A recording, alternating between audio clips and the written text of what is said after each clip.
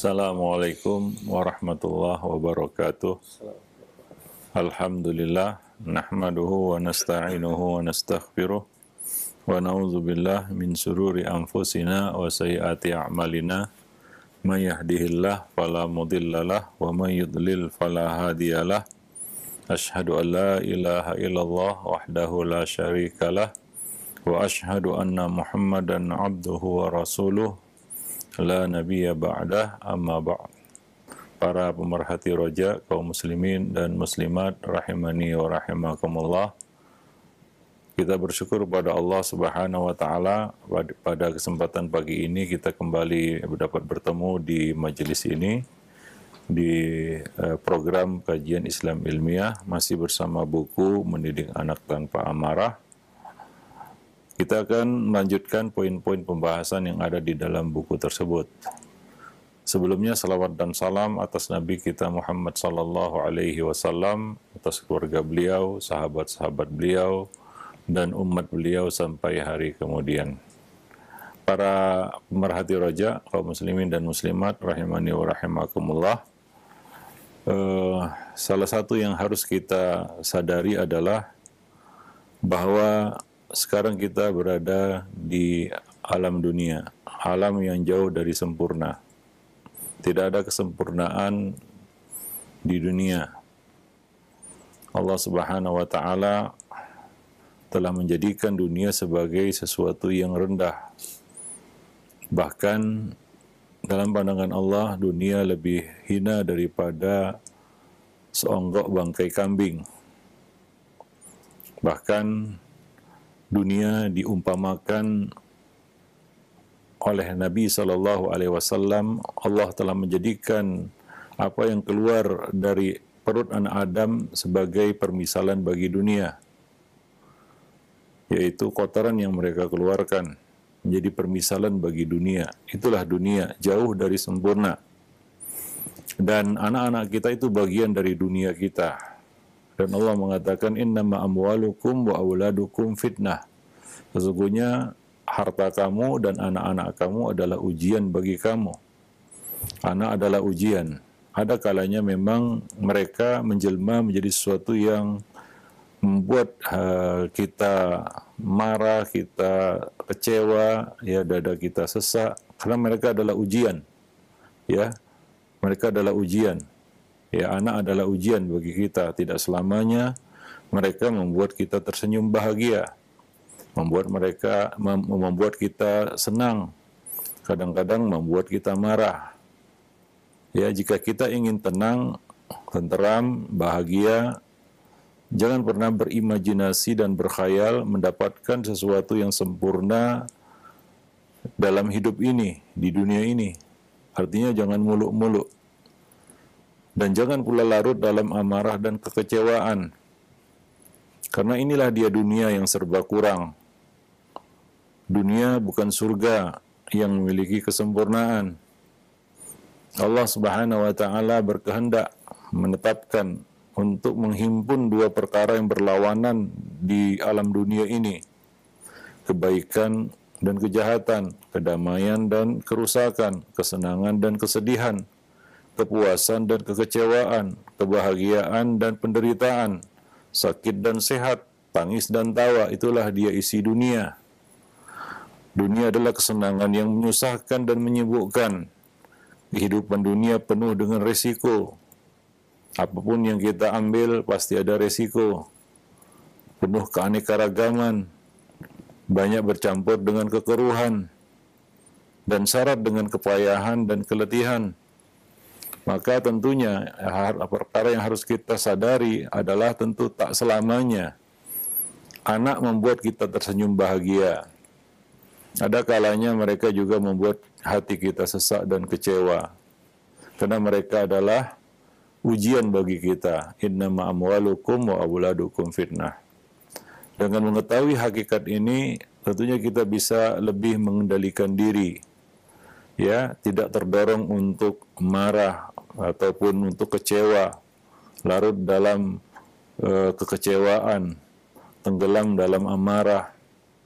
Karena begitulah dia dunia. Tidak selamanya seperti yang kita harapkan. Maka Nabi mengatakan tentang dunia, ad-dunya mal'unatun wa mal'unun ma fiha. Dunia itu terlaknat dan terlaknat pula apa-apa yang ada di dalamnya, illa dzikrullah wa mawalah wa aliman wa muta'alliman, kecuali dzikrullah, kemudian apa-apa yang mendekatkan diri kepada Allah Subhanahu wa taala, dan orang yang berilmu serta orang yang menuntut ilmu. Sabda Nabi ini, yaitu dunia ini terlaknat dan terlaknat pula apa-apa yang ada di dalamnya, maksudnya adalah dijauhkan dari rahmat Allah Subhanahu wa taala. Ya, ditinggalkan apa-apa yang ada di dalamnya. Atau maknanya dunia dan apa yang ada di dalamnya akan menjauhkan seseorang dari Allah, membuatnya lalai dari Allah Subhanahu wa taala. Ya. Maka sabda Nabi, apa yang mendekatkan diri kepada Allah yaitu amal soleh dan ketaatan. Ya, oleh karena itu jika kita ingin bahagia, terima dan hadapi dunia ini apa adanya. Cintai anak kita dengan segala kelebihan dan kekurangannya. Amalkan juga sabda Nabi SAW. Ya, dalam sebuah hadis Nabi SAW mengatakan, ahbib habibaka haunan ma asa yakuna baghidaka yauman ma. Cintailah orang yang kamu cintai sekedarnya saja. Ya, ada batasnya. Ya, tidak berlebihan. Karena boleh jadi dia menjadi suatu yang kamu benci di kemudian hari. Begitulah kita menyintai anak-anak dan istri kita. Ya, apa adanya, sekadarnya, jangan berlebihan. Karena boleh jadi satu saat mereka membuat kita jengkel, kesal, dan marah. Sehingga kita larut dalam kekecewaan. Kok begini anakku, kok begini istriku, kok begini suamiku. Ya, mereka adalah bagian dari dunia yang tidak sempurna. Sama seperti kita juga jauh dari sempurna. Ya, maka jangan marah. Jangan menggerutu dan jangan pula larut dalam kekecewaan. Sebab terlalu banyak yang mengecewakan dalam kehidupan dunia ini. Maka berlatihlah untuk beradaptasi dengan dunia. Posisikanlah diri kita dalam menghadapi kondisi yang tidak mengenakan, agar kita mendapat jalan keluar yang aman. Boleh jadi sesuatu yang tidak kita sukai, Allah menjadikan padanya suatu kebaikan yang banyak. Allah mengatakan, wa asa an takrahu syai'an wa huwa khairun lakum wa asa an tuhibbu syai'an wa huwa syarrun lakum wallahu ya'lamu wa antum la ta'lamun. Boleh jadi kamu benci sesuatu padahal ia amat baik bagimu, dan boleh jadi kamu menyukai sesuatu padahal ia amat buruk bagimu. Allah mengetahui sedang kamu tidak mengetahui. Salah satu bukti dan tanda Allah menyintai seorang hamba adalah Allah jauhkan dia dari dunia. Allah lindungi dia dari dunia, sehingga dia tidak terfitnah dengan fitnah dunia itu atau dengan dunia itu. Nah, maka dari itu, anak kita adalah salah satu perhiasan dunia. Dalam satu ayat Nabi Allah Subhanahu wa taala mengatakan bahwa mereka adalah zina, perhiasan. Ya, perhiasan. Ya, sesuatu yang menjadi qurratu ain, penyejuk pandangan mata bagi kedua orang tua, menyenangkan. Ya, tapi ingat juga bahwa di satu sisi, ya, di samping mereka itu adalah perhiasan dunia, mereka juga merupakan fitnah dan ujian bagi kita. Yaitu ada kalanya mereka membuat kita bahagia, membuat kita senang, membuat kita tersenyum, ya, membuat kita tertawa, membuat kita gembira, tapi ada kalanya mereka membuat kita sedih, membuat kita kecewa, tidak seperti yang kita harapkan, ya, karena mereka adalah bagian dari dunia. Maka jika ada yang menyodorkan sesuatu yang buruk kepada kita, maka segera cari cara untuk mengambil yang baik darinya, dan tinggalkan sisanya yang buruk. Demikian pula ketika menghadapi suasana yang tidak mengenakan, maka cari dan perhatikanlah celah yang memancarkan sinar darinya, dan segeralah, ya, berlalu dari kesempitan, sebab hidup harus terus berjalan ke depan, tidak mundur ke belakang. maka ucapkanlah selalu alhamdulillah. Apapun yang kita terima, baik maupun buruk, manis maupun pahit, suka maupun duka. Nabi SAW mengajarkan kepada kita sebuah doa tatkala menerima ketetapan Allah Subhanahu wa taala, apapun ketetapan itu. Aisyah radhiyallahu anha meriwayatkan bahwa apabila Rasulullah melihat sesuatu yang mengembirakan, maka beliau mengucapkan alhamdulillah alladzi bi ni'matihi tatimmus shalihat. Segala puji bagi Allah yang dengan nikmatnya amal-amal saleh dapat terlaksana. Dan apabila beliau melihat sesuatu yang tidak menyenangkan, maka beliau mengucapkan alhamdulillah ala kulli hal.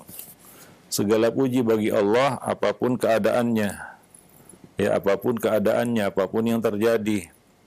Walaupun yang terjadi itu adalah sesuatu yang tidak menyenangkan, maka tetap bersyukur kepada Allah Subhanahu wa taala dengan mengucapkan alhamdulillah. Alhamdulillah ala kulli hal. Itulah kenyataan kehidupan yang kadang-kadang yang berlaku itu tidak selamanya sesuai dengan yang kita harapkan.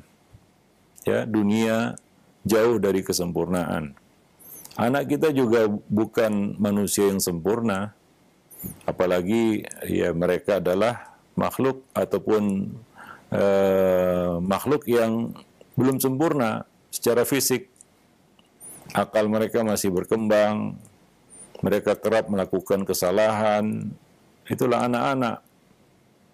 Ya, kita tidak bisa terima jadi seseorang anak yang sempurna tidak melakukan kesalahan, ya tidak melakukan kekeliruan, ya selalu membuat ya yang kita inginkan, tidak mungkin seperti itu, ya. Nah, maka kita harus bersiap untuk menghadapi satu kenyataan yang tidak diinginkan, ya, dan itu kadang-kadang terjadi. Maka dengan itu kita dapat mengendalikan diri, ya, tidak memperturutkan emosi dan tidak larut dalam kekecewaan. Banyak orang tua yang kecewa melihat anaknya. Tidak perlu kecewa. Ya, selama kita terus berusaha dan berikhtiar melakukan yang terbaik. Karena hasil seperti yang kita jelaskan sebelumnya bukan di tangan kita, di tangan Allah Subhanahu wa taala. Segala jerih payah yang telah kita lakukan, ya itu akan berbuah kebaikan, pahala. Terlepas bagaimana hasilnya. Wallahu a'lam bishawab. Maka kita kadang-kadang perlu merenung, kemudian bersyukur kepada Allah Subhanahu wa taala. Ya, di saat syaitan berusaha keras menyulut kekecewaan dan amarah kita, maka banyak-banyaklah kita merenung dan berpikir, ya, bermunajat kepada Allah Subhanahu wa taala. Niscaya kita akan mendapati bahwa Allah Subhanahu wa taala, ya, telah melimpahkan nikmat yang tidak terkira kepada kita dari segala penjuru. Allah mengatakan wa atakum min kulli ma sa'altumuh. Dia telah memberikan kamu segala apa yang kamu minta kepadanya. Wa atakum min kulli ma sa'altumuh. Allah telah memberikan kamu segalanya. Segala apa yang kamu perlukan. Ya, termasuk kita diberi anugerah anak. Ya, seperti yang diriwayatkan dari seorang ulama salaf bahwa ada seseorang ayah yang datang kepadanya dan mengeluhkan anak-anaknya. Dia keluhkan anak-anaknya. Ya, seperti sekarang banyak orang tua yang mencurhati anak-anaknya, ataupun curhatannya adalah tentang anak-anaknya. Anak saya begini, anak saya begitu, anak saya tidak seperti yang saya harapkan, anak saya melakukan ini, anak saya melakukan itu. Ya, dia melaporkan, mengadukan tentang anaknya. Laki-laki ini datang kepada seorang alim tadi dan mengeluhkan anak-anaknya. Maka si alim tadi berkata kepadanya, pulanglah kamu ke rumah dan coba lihat mana anakmu yang kira-kira kurang berkenan bagimu, antar dia kemari, bawa dia kemari, berikan dia kepadaku. Demikian kata alim tadi kepada orang tua tersebut. Maka sadarlah orang tua itu bahwa dia mendapatkan anak itu sudah anugerah, bahwa tidak ada anugerah yang tidak Allah berikan kepada hamba-hambanya, segala keperluan hidup. Ya, di sana ada orang yang Allah Subhanahu wa taala tidak beri anugerah anak. Maka bersyukurlah kepada Allah Subhanahu wa taala. Ya, jangan lihat hasil. Kalau kita belum berikhtiar dan melakukan usaha yang maksimal. Ya. Nah, demikian.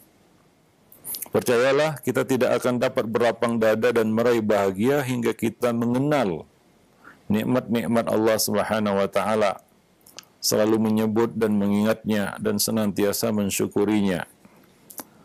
Allah Subhanahu wa taala mengatakan, "Wa man syakara fa innama yashkuru li nafsihi." Barang siapa yang bersyukur, maka sesungguhnya dia bersyukur untuk kebaikan dirinya sendiri. Ya, hamba yang bersyukur itu manfaatnya kembali kepada hamba tersebut, bukan kepada Allah Subhanahu wa taala. Lihatlah bahwa kita telah menyelami nikmat-nikmat Allah yang begitu luas dalam, menikmati karunia-karunia Allah yang begitu besar. Ya, kita dikaruniai tubuh yang sehat, negeri yang aman, tempat tinggal yang nyaman, anak-anak yang, keluarga yang bahagia. Kita dapat menyantap makanan yang lezat, minum air yang sejuk, menghirup udara yang segar. Ya, berapa banyak orang-orang yang terluput dari nikmat-nikmat seperti ini. Ya, maka dan juga coba lihat, kita dikaruniai sepasang mata yang selamat dari kebutaan, sepasang telinga yang selamat dari ketulian, lidah dan dua bibir yang selamat dari kebisuan. Ya, maka fabi ayyi ala'i rabbikuma tukadziban. Maka nikmat Rabb kamu yang manakah yang akan kamu dustakan? Atau kita masih menganggap sepele nikmat-nikmat itu? Maka coba perhatikan, maukah engkau diberikan emas sebesar gunung sebagai ganti kedua matamu, lalu engkau menjadi orang yang buta? Tentunya kita tidak ingin mengganti kedua mata kita dengan, walaupun itu dengan emas, ya, sebesar gunung. Bersediakah kita diberikan sekaruk uang, tapi pendengaran kita diambil dan kita menjadi tuli? Maukah kita tukar tangan dan kaki kita dengan intan berlian? Mungkin tidak ada orang yang mau. Maka itu jauh lebih mahal daripada apa yang kita sebutkan tadi. Ya, itulah karunia Allah Subhanahu wa taala yang begitu besar. Maka pandai-pandailah kita bersyukur kepada Allah Subhanahu wa taala dan sering-seringlah kita mentadabburi nikmat-nikmat Allah Subhanahu wa taala. Wa amma bi ni'mati rabbika fahaddis. Ya, supaya kita tidak merasa kecewa dengan sesuatu yang mungkin Allah ambil dari dunia kita. Sesuatu yang tidak berkenan dari dunia ini yang Allah berikan kepada kita. Nah, demikian. Ya. Dan Allah Subhanahu wa taala menjanjikan, ya, tambahan nikmat bagi orang-orang yang bersyukur tentunya. La in syakartum la azidannakum. Jika kamu bersyukur, maka aku akan tambah nikmat-nikmatku untuk kamu, ya. Nah, maka bersyukurlah kepada Allah Subhanahu wa taala. Ya, mudah-mudahan Allah Subhanahu wa taala menambah nikmat untuk kita, ya, menambah kesolehan anak-anak kita, ya, menambah, ya, keberkahan di dalam hidup kita, ya, sehingga, ya, kita bisa melewati apapun yang menjadi, ya, ketetapan takdir Allah Subhanahu wa taala dengan, ya, lapang dada, ya, dengan istislam, berserah diri kepada Allah Subhanahu wa taala. Nah, demikian. Wallahu a'lam bishawab. Ya, nah demikian. Maka seberat apapun musibah dan kekecewaan yang menimpa, jika kita mau memikirkan nikmat-nikmat itu, niscaya kita akan mendapati bahwa karunia Allah itu jauh lebih besar, ya, dari semua, ya, musibah-musibah yang kita alami, yang kita hadapi. Nah, demikian. Wallahu a'lam bishawab. Dan juga ya dengan itu menjadikan musibah terasa ringan. Kekecewaan bisa terobati, kemarahan bisa mereda, sehingga kita menjadi hamba yang bisa bersabar dan bersyukur. Ya, wallahu a'lam bishawab. Nah, kemudian ingat, kita di dunia, musibah apapun bisa saja terjadi. Bahkan musibah yang terburuk sekalipun bisa terjadi dan bisa menimpa siapa saja. Ya, tidak ada jaminan, tidak ada garansi bahwa kita selamat darinya. Kita bukan orang yang maksum. Ya, kita jauh dari sempurna. Ya, kita banyak berbuat dosa. Maka ingat, musibah apapun bisa saja terjadi, bisa saja menimpa. Ya, jika kita belum merasa menjadi orang yang beruntung, kalau ya merasa belum menjadi orang yang beruntung, maka lihatlah ke kanan dan ke kiri. Kita akan dapati banyak orang tertimpa cobaan dan menderita kesusahan. Begitu banyak mata yang basah oleh air mata. Betapa banyak orang tua yang anaknya sakit, terbujur di atas ranjang, hanya bisa bolak-balik ke kanan dan ke kiri, merintih dan menangis kesakitan. Banyak pula orang-orang yang anaknya tertimpa bencana tiba-tiba, kecelakaan di darat, laut maupun udara. Banyak di antara mereka yang menjalani sisa hidupnya sebagai orang cacat. Dan tidak sedikit yang terenggut nyawanya secara tiba-tiba. Anak yang mereka cintai pergi untuk selama-lamanya. Kita juga kerap mendengar seorang anak yang terzalimi diri dan hartanya. Ya, ada yang diculik, ada yang macam-macam kejahatan, ya, keburukan bisa saja terjadi di mana saja dan kapan saja, dan bisa menimpa siapa saja. Itulah dunia, ya, darul bala, darul masaib, ya, kampung tempat bala, ujian dan musibah. Ya, maka coba tanyakan kepada kita, apakah kita termasuk orang yang tertimpa berbagai musibah itu? Atau kita orang yang diselamatkan Allah darinya? Maka bersyukurlah kepada Allah Subhanahu wa Ta'ala. Ya, bukan berarti kita harus selamat, nggak ada yang mengharuskan kita selamat. Walaupun kita sering mengucapkan kata itu, yaitu selamat. Apakah wajib bagi Allah menyelamatkan kita, memberi selamat bagi kita, keselamatan bagi kita? Tidak. Kalau Allah ingin menimpakan musibah, maka itu hak prerogatif Allah Subhanahu wa Ta'ala. Tapi Allah sering dan banyak menyelamatkan kita, dan itu nikmat yang besar, termasuk ya terhadap anak dan istri kita, keluarga kita. Coba bayangkan, ya, banyak orang-orang yang pergi dari rumahnya mencari nafkah, mengais rezeki, pulang dia tidak menemukan lagi anak dan istrinya. Ya, dia tidak bertemu lagi dengan anak dan istrinya. Nah, demikian. Ya, musibah apapun bisa terjadi dalam bentuk apapun. Maka coba tanyakan, apakah orang-orang yang tertimpa berbagai musibah itu pernah menyangka sebelumnya bahwa musibah itu akan menimpanya secara tiba-tiba? Ya, tidak. Mereka tidak menyangka. Itulah ya musibah yang Allah Subhanahu wa Ta'ala turunkan kepada manusia. Ya. Nah, wa ma asabatkum min musibatin faminallah. Apapun musibah yang Allah timpakan kepadamu itu semua dari Allah Subhanahu wa Ta'ala, sebagai ujian bagi kamu. Dan tentunya adalah akibat dari perbuatan kamu juga. Maka jika Allah menyelamatkan kita, maka bersyukurlah kepada Allah. Jadilah orang yang merasa beruntung. Demikian pula kita lihat anak dan istri kita, terutama anak-anak kita. Di sana banyak anak yang lebih susah untuk dididik daripada anak kita. Ya, di sana banyak orang tua yang kaki ke atas, kepala ke bawah untuk mendidik anak-anak mereka. Mungkin anak kita tidak seperti itu. Ya, maka ini sangat membantu kita untuk meredakan amarah kita. Kita bersyukur kepada Allah Subhanahu wa Ta'ala bahwa ujian anak tidak seberat ujian anak yang diberikan kepada orang lain. Karena anak adalah ujian, fitnah. Ya, nah demikian. Wallahu a'lam bishawab. Ya. Nah, maka coba perhatikan, begitu pemurahnya Allah kepada kita. Ya, begitu sayangnya Allah Subhanahu wa taala kepada kita.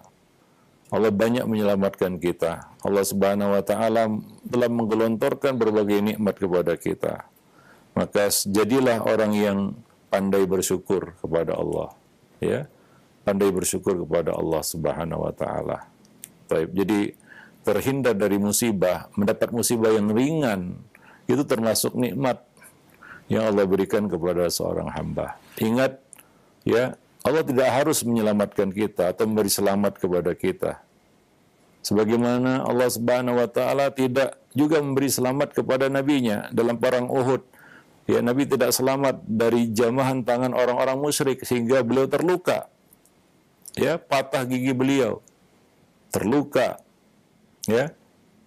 Nah, demikian juga ya, beliau juga menjadi incaran ya, pembunuhan dari orang-orang musyrik di Mekah, di Madinah. Jadi beliau ya juga mendapatkan musibah. Bahkan musibah yang dicobakan kepada para nabi itu berat.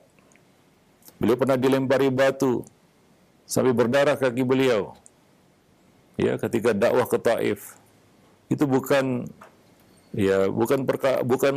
cobaan yang ringan, itu cobaan yang berat. Ya, nah demikianlah kalaulah nabi nggak ada jaminan untuk bisa selalu selamat, ya. Hingga disebutkan ya bahwa beliau berperang kadang menang dan kadang juga kalah. Ya, nah itu nabi, ya, tidak ada jaminan untuk dapat terus selamat. Maka siapakah yang mengharuskan kita harus selamat terus dalam segala kondisi? Enggak. Ya. Nah, kalau Allah ingin menimpakan musibah itu sangat mudah bagi Allah Subhanahu wa taala. Ingat, kita banyak diberi selamat dan itu adalah nikmat. Kita sering mengucapkan kata selamat, untung, selamat, untung. Untung aku tadi begini, selamat aku tadi, coba aku tadi gak. Itu Allah Subhanahu wa taala yang menyelamatkan kita. Maka demikian juga ujian kepada anak-anak, ujian yang Allah berikan kepada kita melalui anak-anak kita. Ya. Nah, Allah Subhanahu wa taala ya menguji kita tentunya tidaklah melebihi batas kemampuan kita. La yukallifullahu nafsan illa wus'aha. Hanya saja ya hati kita yang lemah untuk menghadapi dan menjalani ujian itu. Wallahu alam bisawab. Ya, nah demikian. Nah, itulah dia ya perkara yang perlu kita perhatikan. Sebagaimana dikatakan, ya jangan lihat ke bawah dalam urusan dunia ini, termasuk urusan anak-anak kita. Ya, lihatlah ke bawah, jangan mendongak ke atas.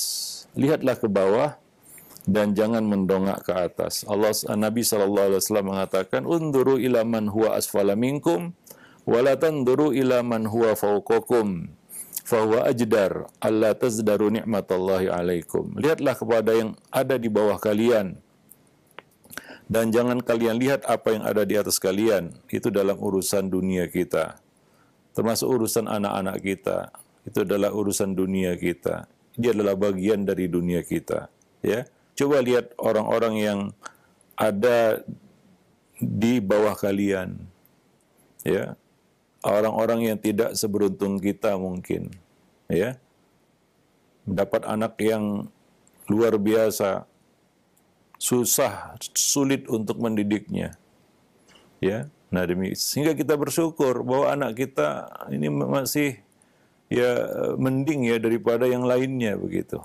Ujian yang Allah berikan lebih ringan daripada ujian yang Allah berikan kepada yang lain. Karena dengan itu, sesungguhnya hal itu akan menjadikan kalian ya tidak menganggap remeh nikmat yang Allah berikan kepada kalian. Ya, nah demikian. Wallahu alam bissawab. Nah, demikian para pemerhati roja kaum muslimin dan muslimat yang dimuliakan Allah. Ya, pertemuan kita pada kesempatan pagi ini mudah-mudahan bermanfaat. Aku qouli hadza astaghfirullah li wa lakum lisairil muslimin innahu huwal ghafurur rahim. Nah, insyaallah, alhamdulillah, jazakallah khair atas materi yang telah disampaikan oleh Al-Ustaz di pagi hari ini. Mudah-mudahan menjadi nasihat yang bermanfaat untuk kita semua, menjadi ilmu, dan kita menjadi lebih sabar dalam menghadapi dunia ini, yaitu mengenai kenali dunia yang jauh dari sempurna. Alhamdulillah baik. Selanjutnya kami akan buka sesi interaktif, sesi soal jawab bagi Anda yang ingin bertanya. Silahkan Anda bisa mengirimkan pertanyaannya melalui layanan WhatsApp di chat atau di pesan. Baik, yang pertama Ustadz kami ajukan, ada pertanyaan. Assalamualaikum warahmatullahi wabarakatuh. Ya Ustadz, jika kita sudah berusaha untuk mendidik anak kita agar menjadi anak yang soleh dan soleha, namun di masa dewasanya, qadarullah, anak tersebut terjerumus ke jalan yang salah, banyak berbuat maksiat dan dosa, apakah orang tuanya tetap mendapatkan dosa tersebut, Ustaz? Ya, tentunya ketika anak sudah dewasa, dia bertanggung jawab atas apa yang dilakukannya, ya. Nah, di sini orang tua tetap tertuntut untuk memberikan nasihat. Jika dia biarkan, jika dia diamkan, maka dia berdosa.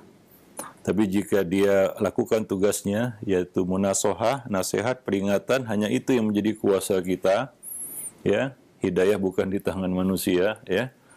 Jika itu sudah dilakukannya, maka lepaslah kewajibannya. Jika tidak dilakukannya, maka dia berdosa.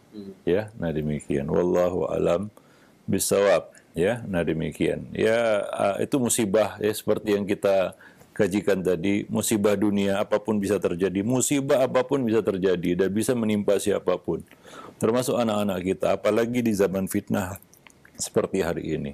Ya, nah demikian. Ya, ada orang yang mungkin selamat dari fitnah dan musibah dunia, ya, tapi ada juga yang Allah uji dia dengan musibah itu. Wallahu alam bisawab. Ya, nah demikian. Kita tidak bisa menyalahkan, wah, orang tua pasti salah, tidak. Kita lihat apakah dia telah melaksanakan tugasnya. Kalau dia telah melaksanakan tugasnya, ya, dengan baik, mendidik, ya, mengarahkannya dengan baik sesuai dengan, ya, tuntunan syariat, ya. Dia pilih pendidikan yang baik, ya, dia tidak kurang-kurang untuk menasihati dan lain sebagainya, ya.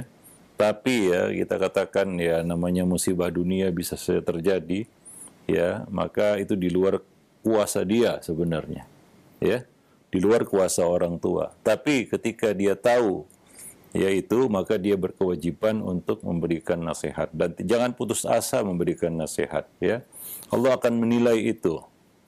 Allah akan menilai segala usaha dan ikhtiar yang kita lakukan untuk memberikan nasihat, ya. Sejauh mana kesungguhan kita, itu Allah tahu. Orang lain mungkin nggak tahu, ya. Tapi Allah tahu. Bagaimana kesungguhan kita untuk memberikan nasihat kepada, terutama kepada anak-anak kita.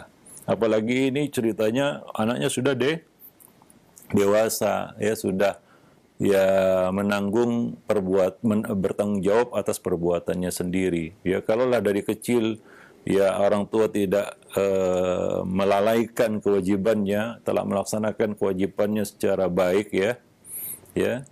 Nah, ya, kembali lagi, innaka la tahdi man ahbabta walakin Allah yahdi may yasha. Nah demikian. Wallahu a'lam bishawab.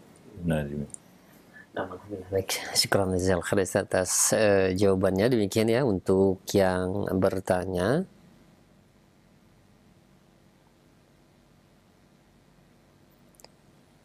Nah, ada pertanyaan juga nih, kebalikannya Ustadz. Ya Ustadz, apakah amalan soleh dan atau amalan maksiat atau dosa orang tua itu berpengaruh pada pertumbuhan perilaku anak, Ustadz? Ya pasti. Itu kaidah yang pasti, yaitu apa yang dilakukan orang tua akan berpengaruh kepada anak. Ini sudah kita bahas ketika kita membahas buku Mencetak Generasi Robbani, ya, bahwa kesalehan orang tua itu adalah kunci, ya, kesalehan orang tua itu kunci. Ya, maka salah satu ikhtiar kita untuk menjadikan anak kita itu anak yang soleh adalah kita mensolehkan diri kita sendiri dulu, kan begitu? Ya, seperti kisah yang Allah sebutkan di dalam Al-Quran, ya, tentang perjalanan Nabi Musa dan Nabi Khidir, ya. Nabi Musa menuntut ilmu kepada Nabi Khidir, ya bangunan yang roboh milik ya dua orang anak yatim ya. Ya, kemudian Allah Subhanahu wa taala berkehendak untuk menyelamatkan mereka berdua sampai dewasa dan menjaga harta keduanya kembali kepada mereka. Kenapa? Bahkan abuhuma sholiha. Ya. Sebabnya adalah karena ayah dari kedua anak yatim ini adalah orang soleh. Nah demikian, orang soleh. Maka jika sayang anak, solehkan diri. Muhammad bin Sirin kalau tidak salah di dalam buku itu disebutkan bahwa ketika beliau sholat, beliau menambah sholatnya karena teringat kepada anak-anaknya. Ya misalnya sholat duha mau 2 rakaat saja, beliau tambah jadi 4 rakaat karena teringat anak-anak, begitu ya. Sholat malam maunya 4 rakaat, beliau tambah menjadi lebih, ya, maunya sebelumnya 4 rakaat, dia ditambah menjadi lebih dari 4 rakaat karena ingat anak-anak, kan begitu ya. Nah, ingat anak-anak. Jadi beliau menambah ya sholat beliau. Ya, beliau mengatakan, sungguh aku dalam sholat dan aku menambah sholatku, ya, karena aku ingat kepada anak-anakku. Maka jika sayang anak, ya jagalah kesolehan kita. Coba lihat orang tua yang tidak menjaga kesolehan dirinya. Yang menjadi korban siapa? Anak-anak. Ya, orang tua yang ya melakukan kezaliman, ya, misalnya melakukan kezaliman terhadap orang lain, suka melakukan aksi tipu-tipu, kan begitu, tipu sana, tipu sini, banyak masalah dengan orang lain. Ya jauhlah dari kesalehan. Yang menjadi korban siapa? Anak-anaknya. Ya anak-anaknya. Ya anak-anak akan menanggung sebutan yang buruk itu sepanjang hayat mereka. Sementara orang tua berapalah sisa umurnya? Ya mungkin tinggal 10 tahun lagi sudah nggak ada lagi dia di dunia. Tapi sebutan ya yang buruk itu melekat pada anak-anak mereka. Orang melihat anak-anaknya langsung teringat kepada sosok yang tidak diinginkan ya, tidak disukai kan begitu ya. Nah, ini berpengaruh ya kepada anak-anak mereka. Ya, jadi pasti itu kaidah pasti bahwa apa yang dilakukan oleh orang tua, kesalehan orang tua itu berpengaruh kepada anak. Ya, maka ada seorang salaf mengatakan, aku tahu ya